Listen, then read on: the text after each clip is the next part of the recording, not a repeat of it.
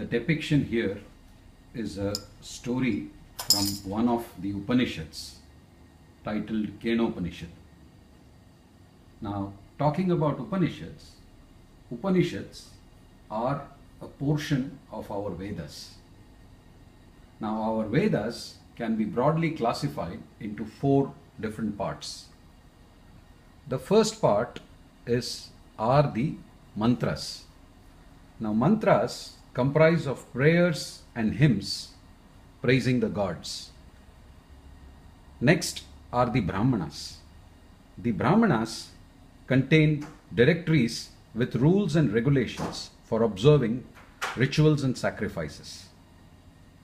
Brahmanas reveal the meaning of the mantras. Next are the Aranyakas. The Aranyakas are forest treatises prescribing symbolic worship and contemplation as a substitute to sacrifice. The last portion are the Upanishads. Now, Upanishads contain the philosophical message of the Vedas. The word Upanishad is split into Upa, Ni and Shad. Upa means near, Ni means below and Shad means sit. Now, near Upa, which means near, means near the Guru. It is said that to understand the Upanishads, proximity to a Guru is essential. Ni stands for below. Below indicates humility. The Sishya needs to have humility to understand the message of the Upanishads. And Shad stands for sit. Sit here means becoming introvert, meaning to look inward and to shed one's desires so that one can understand the deeper purport of the Upanishads. Now, Upanishads are said to be more than 2,500 years old. They are even before the times of Gautama the Buddha. The current Upanishad, which we are now going to discuss, is the Kenopanishad. The setting here is, this is a story from the Kenopanishad, which is the 3rd chapter in the Upanishad. The setting here is that there is a war between the Devas and the Asuras. The Asuras are about to win, at which time the Devas invoke the help of the Supreme Brahman. Supreme Brahman comes to the rescue of the Devas, by which the Devas are being able to defeat the Asuras. Devas are here seen to be rejoicing. In their celebration, they seem to forget as to who was behind their victory. Brahman decides to teach them a lesson. He appears in the form of a yaksha. A yaksha means an apparition, a figure in the sky. Devas look at the yaksha and wonder who it is.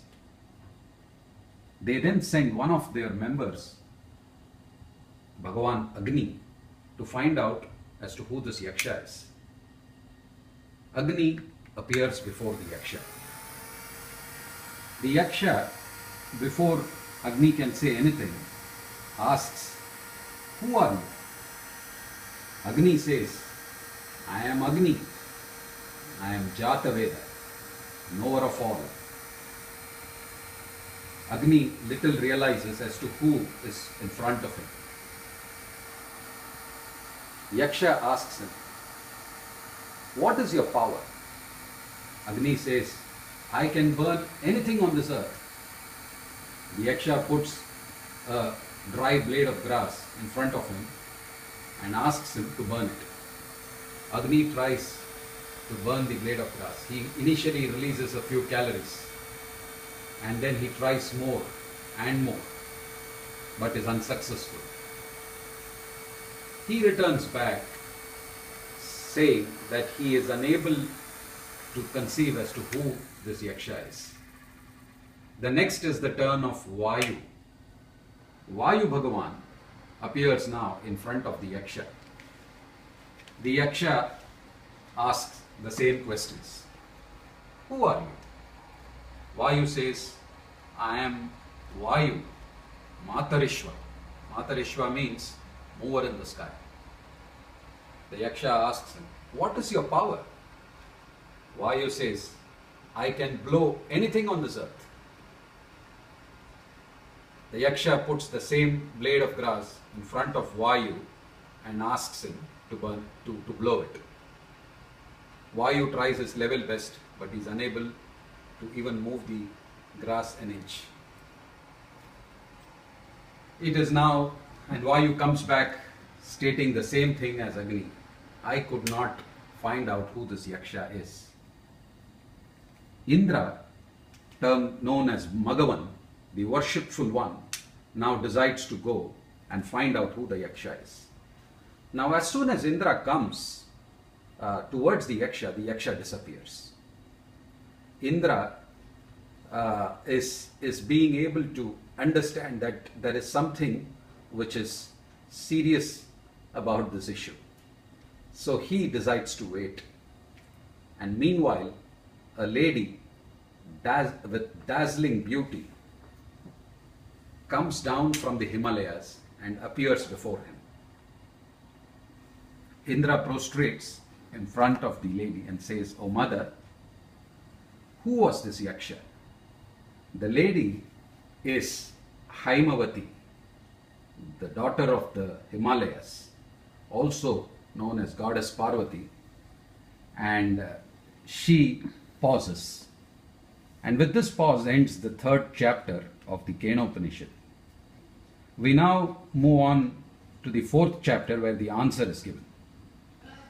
In the fourth chapter, Haimavati gives the answer to Indra and says, this is Brahman who helped you win your victory over the Asuras.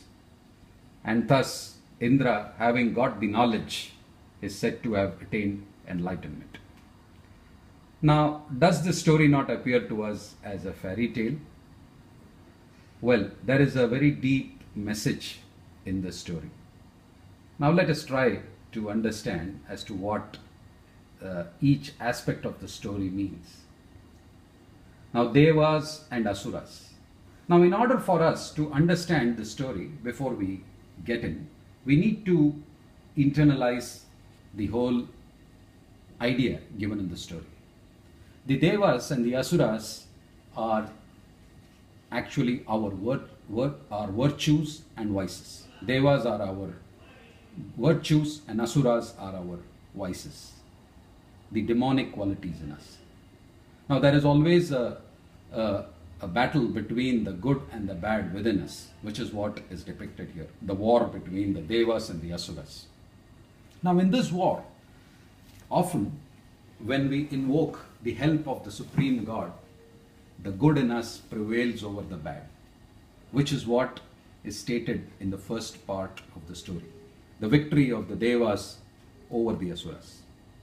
Now once good wins over the bad, often it is said that spiritual inquiry begins. Now this explains the appearance of the Yaksha. Yaksha appearing on the sky is the commencement of spiritual inquiry in a person. Now what does Agni stand for? Now Agni here stands for speech. Now what do we mean by speech?